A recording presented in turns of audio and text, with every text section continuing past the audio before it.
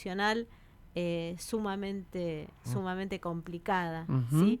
En este momento está a cargo de la presidencia que fuera la vicepresidenta de Perú, Dina Boluarte, ¿sí? El ahora expresidente Pedro Castillo fue destituido por la Asamblea Legislativa. Claro, y está detenido también. Y está detenido. Bueno, para que nos comente cómo son estas horas que se están viviendo en Perú, estamos en comunicación con Juan Carlos Quesquén. Él es referente de la comunidad peruana residente en la Argentina. Le damos los buenos días. Daniel Veloso y Virginia San Román los saludan. Buenos días, Juan Carlos. Buenos días, Daniel, Virginia. ¿Qué tal? ¿Cómo estás? ¿Bien, Juan? ¿Todo bien?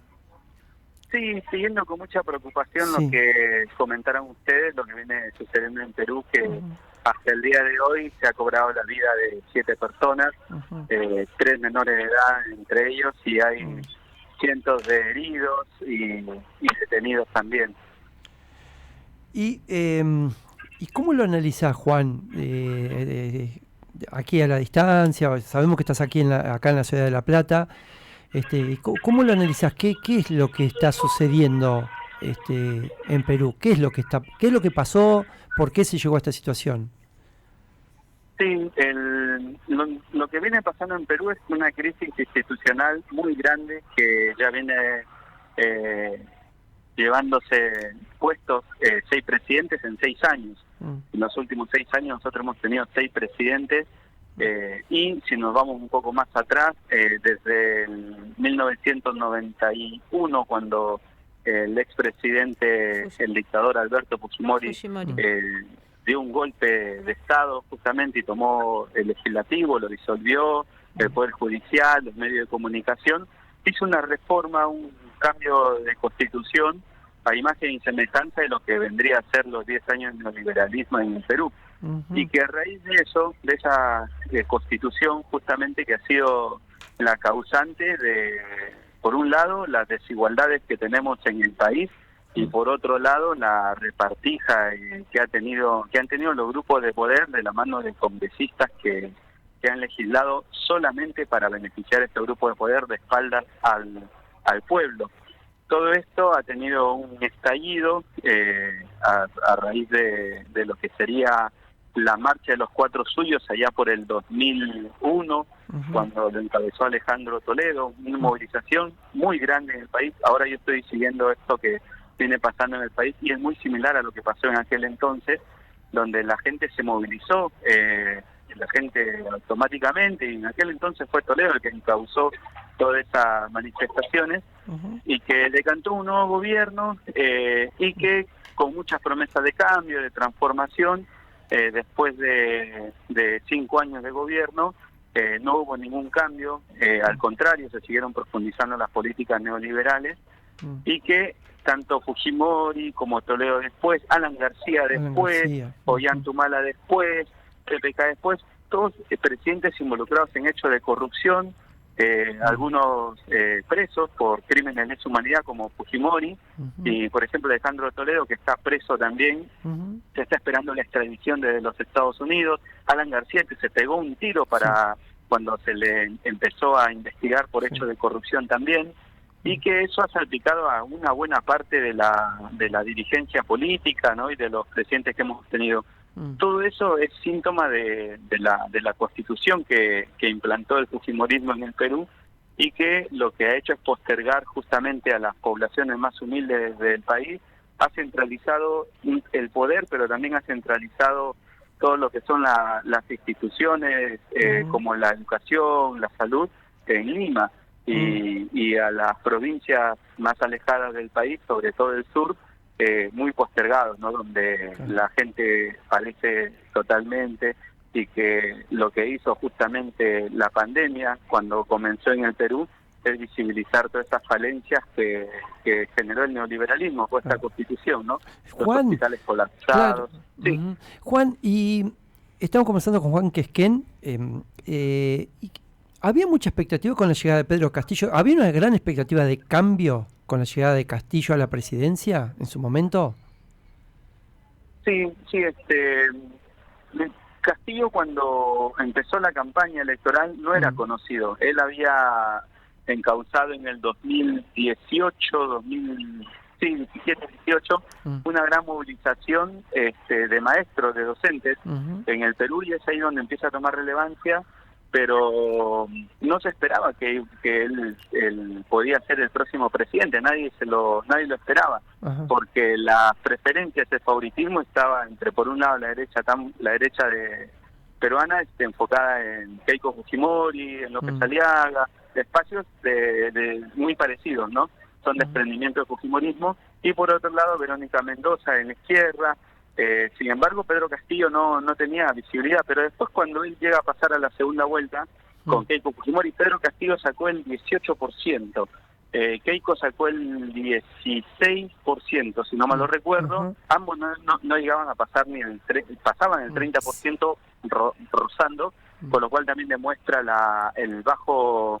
el apoyo, el bajo apoyo, ¿no? El resto de los votos... Sí, tal cual. Después de eso hubo una campaña muy fuerte de demonización contra Pedro Castillo, y eso hizo de que mucha gente empezara a desconfiar, ¿no? de lo que hacían los medios de comunicación. Para que tengan una idea, en el Perú hay un medio de comunicación del Grupo de Comercio que concentra el 70% de lo que es la prensa escrita, radiofónica y audiovisual. Y después son 3 grupos los que tienen el gran concentrado de medios de comunicación. Hay un monopolio, básicamente, y que estos medios jugaron muy fuerte en la elección del año pasado. Aún así, Pedro Castillo sintetizó en una frase histórica, ¿no? El sentir de los peruanos, las peruanas postergadas por tantos años, que es no más pobres en un país rico. Y justamente la población le dio el apoyo. A pesar de la campaña de demonización que se hizo en su contra, ganó por muy poco, cerca de 40.000 votos. Estamos hablando de una población de poco más de 30 millones, con un electorado que está alrededor de los 18 millones los activos que votan. Fue muy poco, y a partir del triunfo, el Keiko Fujimori no reconoció la derrota. Hubo un desgaste muy fuerte de parte de las instituciones, tanto del Congreso, del Poder Judicial, inclusive los poderes electorales, que no reconocieron en tiempo y forma a Castillo, ¿no? Juan, sí, perdón, y todas las denuncias de los últimos tiempos contra Castillo, denuncias de corrupción o de uso o abuso de los fondos públicos, ¿tendrán que ver, según vos, con esta campaña de demonización de los medios? Sí, Castillo cuando ingresa, cuando asume, una de las cosas que hace es quitar la pauta publicitaria estatal a los medios de comunicación. Esto de alguna forma lo puso más en contra del gobierno, y por medio de los congresistas, los grupos empresariales, los grupos mediáticos, empezaron una campaña de vacancia, ¿no? De estigmatización, por un lado, de burla, de desprestigio de Castillo. Las denuncias que tiene Castillo, es cierto, las tiene, inclusive se está investigando, pero es un proceso que debe continuar un cauce.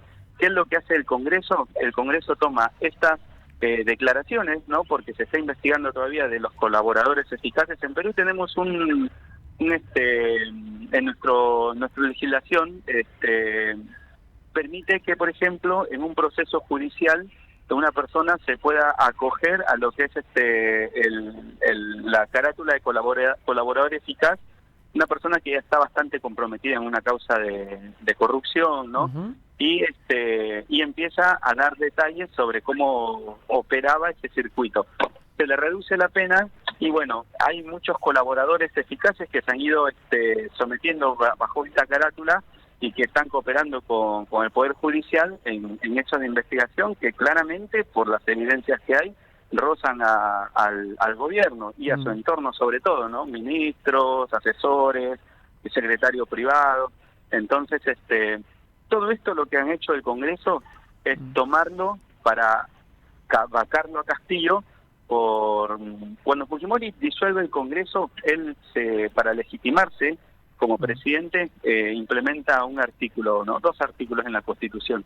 Una, que al presidente se lo puede vacar por incapacidad moral o física. Sí. Física es si el presidente queda incapacitado, ¿no? Para poder desarrollar sus tareas. Sí. Y moral, es muy compleja esta definición, porque dentro de esa definición, por ejemplo, si el presidente está no siendo investigado, sino está en un caso de corrupción concreto, ¿no? El hecho es que toman esto, y otra de las cosas que también implementó el Fujimori fue poder disolver el Congreso, cerrar el Congreso, en el caso de que el Congreso le niegue 2 votos de confianza al presidente. El presidente presenta, por ejemplo, un gabinete. Si el Congreso dice, no quiero este gabinete, el presidente puede presentar otro gabinete y pedir voto de confianza. Si se lo niegan, cierre el Congreso. Que esto ya ha pasado, lo hizo Vizcarra en su momento, y entonces el Congreso se usó esto de la incapacidad moral para presentar 2 pedidos de vacancia. Esta que sucedió el miércoles pasado fue la tercera, y a partir de ahí lo que han generado es una situación de ingobernabilidad. El presidente presentaba leyes y el Congreso no le estaba aprobando, no tenía mayoría el presidente en el Congreso, y bueno, ha habido una inestabilidad totalmente desde que arrancó Pedro Castillo, ¿no? Una clara señal de pelea entre el Ejecutivo y el Legislativo, que lo único que generaba era que la gente la siga pasando mal. Claro, y cuando él dispone, el otro en ese discurso, ¿no? Que él ordena disolver el Congreso, ¿vos crees que él se apresura ahí en tomar esa decisión o estuvo bien tomada? Porque viste, ahí es donde nos generan todas nuestras dudas ¿qué fue lo que pasó? Cuando se habla de disolver el Congreso se nos pone la piel de gallina. Claro. Sí, cuando pasó eso yo estaba siguiéndolo en tiempo y forma, y la verdad que me remitía al discurso de lo que había hecho Alberto Fujimori en su momento, en los 90. Sí. Y era una situación muy, muy delicada, muy compleja. Mira, el miércoles estaba estipulado para las 3 de la tarde, que el Congreso, 3 de la tarde hora peruana, que el Congreso sesione para que voten la moción de vacancia. Si el Congreso aprobaba la moción de vacancia, que necesitaban 87 votos de 134 congresistas, se aprobaba. Pero en la primera vacancia y en la segunda que intentaron hacer cuando asumió Castillo, desde que asumió Castillo, no llegaban a 67, o sea, les faltaba 20 votos. Sí. ¿Qué es lo que dicen ahora? De que desde el entorno del expresidente Pedro Castillo, de que los votos no daban, o sea, no se llegaban a los 87 votos, que no lo iban a vacar a Castillo. Pero ¿qué es lo que pasa? Por eso llamó mucho la atención y sorprendió a muchos el hecho de que hiciera esa conferencia, esa cadena nacional, disolviendo el Congreso. Y aparte, no tiene sustento legal ni jurídico lo que hacía el presidente, porque la Constitución es clara que el Congreso puede ser disuelto siempre y cuando le negaran 2 veces la confianza al presidente. Esto es clarísimo, y el presidente estaba disolviendo el Congreso haciendo o apelando a la voluntad popular, ¿no? Fue parte del discurso lo que él dijo. Y entonces no había ningún argumento. Y además que cuando él hace esto, no tenía tampoco el apoyo como parecía que, o al menos él creía que tenía, de las Fuerzas Armadas, por ejemplo, que en el país juegan un rol muy importante, ¿no? Cuando él hace este anuncio, empezaron a renunciar suministros, que los tomó a todos por sorpresa este anuncio. Luego emitieron un comunicado del Poder Judicial, el Tribunal Constitucional, los organismos electorales, y para cerrar esto lo hizo el Comando Conjunto de las Fuerzas Armadas y la Policía Nacional. Después de esto, el Congreso adelanta la vacancia de Castillo, sesionan, y de los 67 que tenían, que siempre han tenido para vacarlo, llegaron a 101 votos, ¿no? O sea, sobrepasaron los 87 que se necesitaba. Muchos congresistas que no habían votado a favor de la vacancia en su momento, inclusive muchos del partido de gobierno, cambiaron su voto y terminaron vacándolo a Castillo, ¿no? Quedó completamente solo. Hasta ahora no se sabe por qué tomó esta decisión. ¿Sabes pero qué, Juan? Mira, lo único que uno puede intuir es que desesperación, mal asesorado tuvo, ¿no? Mira, Guido Bellista, ¿lo tenés a Guido Bellista, que es uno de los congresistas de Perú? Guido Bellido, sí. Guido Bellido, sí, perdón, Guido Bellido. Vos sabés que me llamó mucho la atención estas declaraciones, a ver si la escuchás bien, ¿eh? Él, viste, lo fue a ver y dice esto, mirá. Yo le he consultado al presidente de por qué ha leído ese mensaje. El presidente no recuerda. El presidente no recuerda lo que ha leído. ¿Y quiénes estaban? Yo le he tratado de consultar y él me dice no recuerdo, Guido. Ese es lo que... ¿Quién habría conspirado entonces? No sabemos quién ha conspirado, pero el presidente no recuerda. ¿Quiénes estaban? ¿Perdón? ¿Es una teoría de conspiración la que ustedes sostienen? ¿Quién estaba en ese? Lamentablemente la investigación va a tener que aclarar. El presidente no recuerda, me ha dicho con su propia palabra. ¿Quién estaba en ese? ¿Perdón? Por eso, a ver, no, lo que pasa es que el presidente dice, yo no me recuerdo en ese momento que he dado o que haya podido dar lectura. Él se recuerda, él ya se... Ya... ¿Se da cuenta si había sido víctima de una...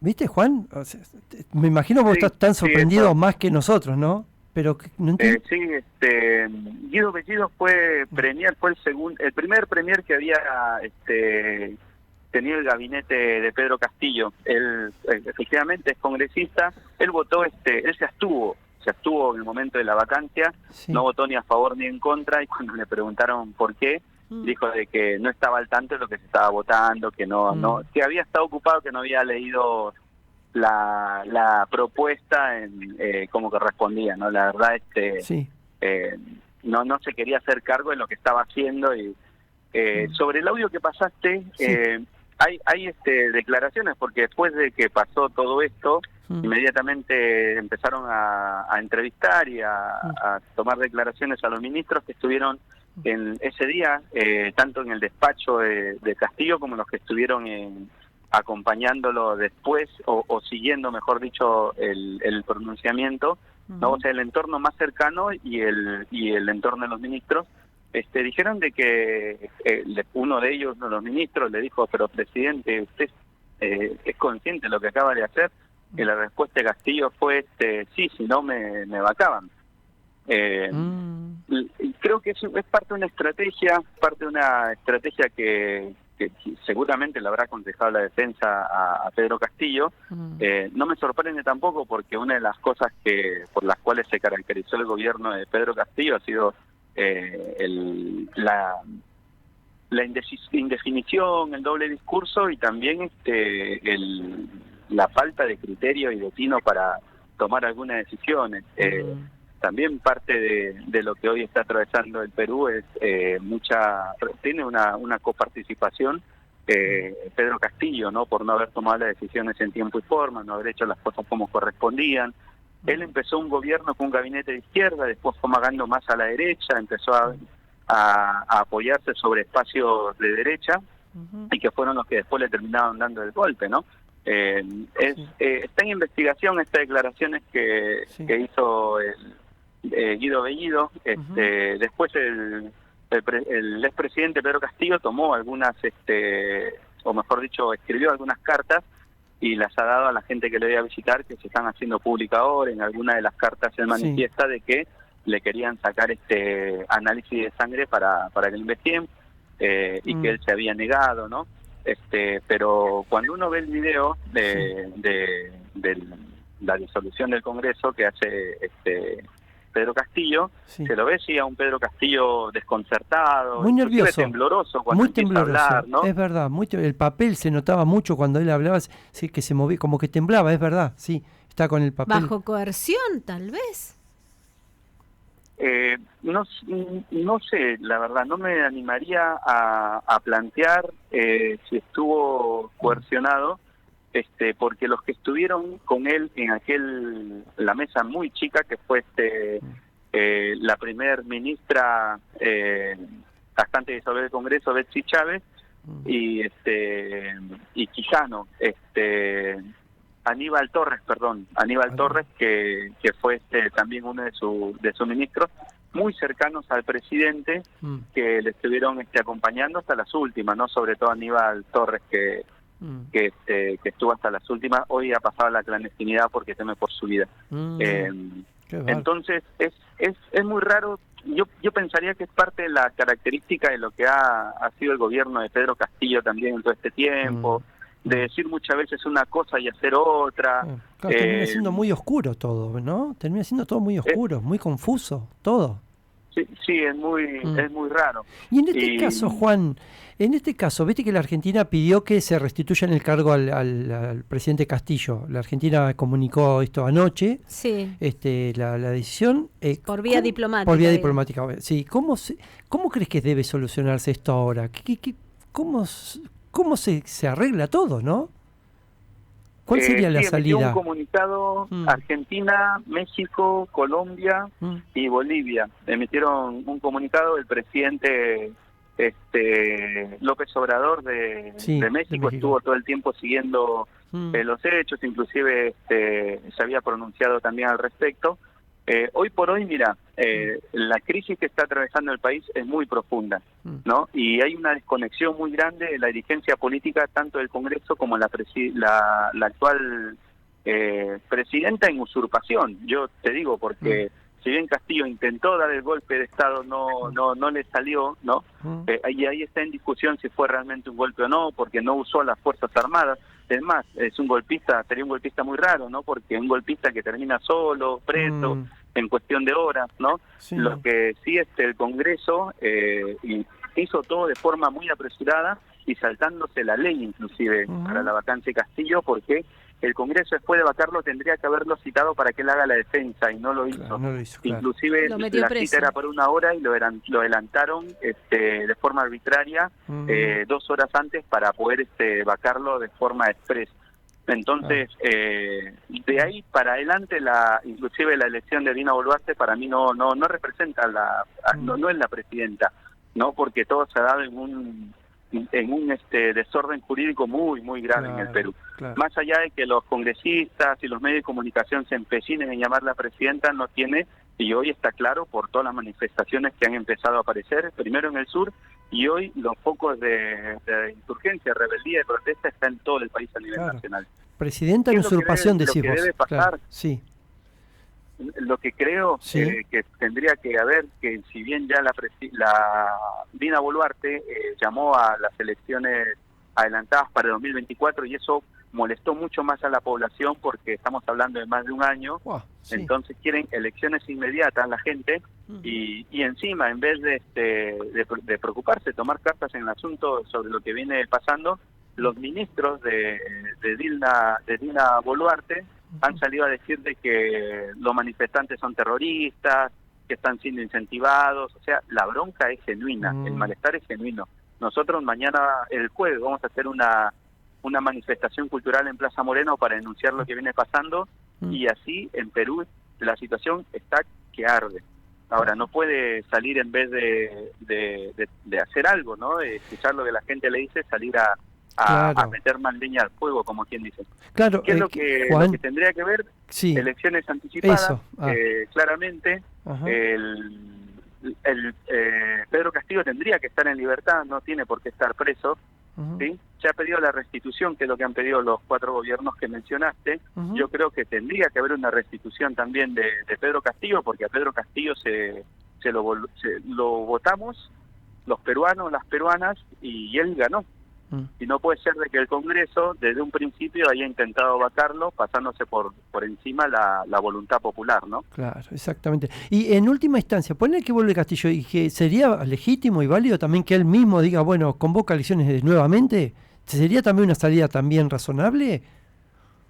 Yo creo que sí. Una de las cosas, el adelanto de elecciones tiene que ser un hecho, me parece que tiene que ser un hecho porque...